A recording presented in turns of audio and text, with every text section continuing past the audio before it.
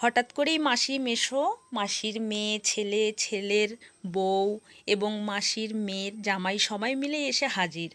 তা আমার তো আগের থেকে জানা ছিল না যে তারা আসবে, তাই আমরা যা যা রান্না করেছিলাম সবই কিন্তু খেয়ে পরিষ্কার করে রেখে একদম বাসন টাসন ধুয়ে নিয়েছি। তো হাতের সামনে যেহেতু তাড়াহুড়ার মধ্যে আর কোনো কিছুই নেই, শুধু এই কয়েকটা বাছা মাছ আছে, তো আমি আগের থেকে ধুয়ে খুব ভালো করে পরিষ্কার করে নিয়েছি। আর সঙ্গে কিছু বেগুন আমি এরকম করে বোটা শুদ্ধ কেটে নিয়েছি, বেশ ভালো করে ধুয়ে বেছে পরিষ্কার করে নিয়েছি। হলুদ লবণ দিয়ে মাছটাকে মেখে নেব।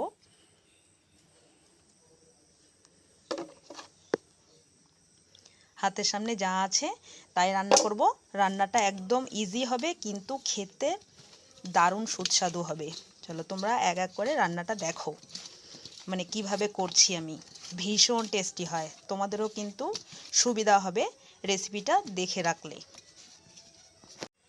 মাছের মধ্যে হলুদ নুন মেখে একটা সাইডে রেখে দিলাম।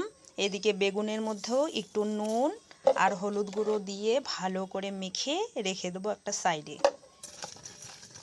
তেল বেশ ভালো করে গরম হয়ে গেছে, এবার কিছু কলাইয়ের ডালের বড়ি আমি ভেজে নেব।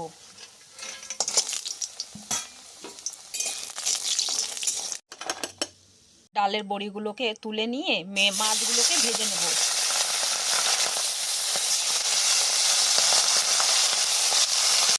মাছগুলোকে বেশ উল্টে পাল্টে ভালো করে ভেজে নিয়েছি, এবার কড়াই থেকে নামিয়ে নেব।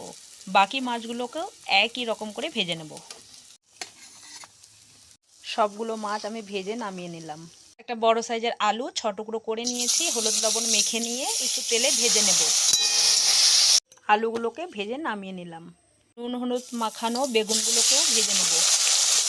আমি এখানে বেগুনের পরিমাণটা একটু বেশি নিয়েছি, যেহেতু বাড়িতে বাজার ছিল না, একটাই আলু ছিল, তাই অ্যাডজাস্ট করার জন্য, আর বাড়িতে লোকও এসেছে বেশি, তাই আমি একটু বেগুনটা বেশি দিয়েছি। আর এই বেগুন না বোটা শুদ্ধ মাছের ঝোলে খেতে ভীষণ ভালো লাগে। হালকা পাতলা একটা মাছের ঝোলের মধ্যে এই বেগুনগুলো দিয়ে দেখবে ভীষণ ভালো লাগে। তো যাই হোক, এখন বেগুনটাকে ভেজে নামিয়ে তুলে নেব। হ্যাঁ, বেগুনগুলোকে ভেজে তুলে নিলাম। ফোড়নে দিয়ে দিচ্ছি কয়েকটা কাঁচা পাকা লঙ্কা চেরা, আর দিয়ে দিচ্ছি কালো জিরে। ফোড়নটাকে একটু ভেজে নিয়ে দিয়ে দিচ্ছি একটা পেঁয়াজ বাটা। মিডিয়াম সাইজের একটা পেঁয়াজ বেটে নিয়েছি, সেটাই দিয়ে দিলাম। পেঁয়াজটাকে একটু তেলের মধ্যে কষিয়ে নিয়ে দিয়ে দিচ্ছি 1 চামচ আদা জিরা বাটা, আর দিয়ে দিচ্ছি একটা মিডিয়াম সাইজের টমেটো। এক এক করে দিয়ে দেবো হলুদ নুন। হলুদ দিয়ে দিচ্ছি পরিমাণ বুঝে, স্বাদ অনুযায়ী দিয়ে দিচ্ছি নুন। 1 চামচ দিচ্ছি লাল লঙ্কার গুঁড়ো।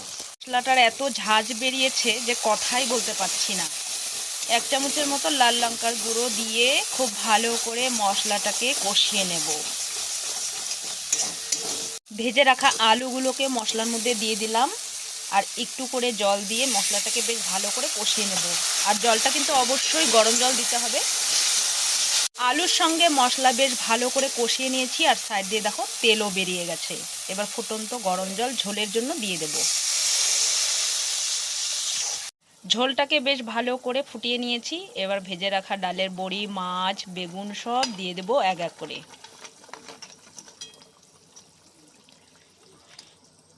ভাজা ডালের বড়ি, বেগুন, মাছগুলোকে দিয়ে বেশ ভালো করে ফুটিয়ে নিয়েছি। হাতের সামনে যেহেতু ধনেপাতাটা নেই, তাই আর দিলাম না। আর ধনেপাতা দেওয়ার কোনো দরকারও নেই, বাছা মাছের টেস্ট কিন্তু ভীষণ সুন্দর। যারা এখনও খাওনি তারা এরকম করে ঝটপট করে ঝোলটা বানিয়ে খেয়ে দেখো, ভীষণ টেস্টি হয়। আর গরম গরম ভাতে পড়লে তো এক থালা ভাত নিমেষেই শেষ। তো তোমাদের হাতের সামনে তবুও যদি ধনেপাতাটা থাকে, তোমরা দিতে চাইলে দিতে পারো। এবার গ্যাস বন্ধ করে দিয়ে একটু ঠান্ডা করে নিয়ে পরিবেশন করে নেব।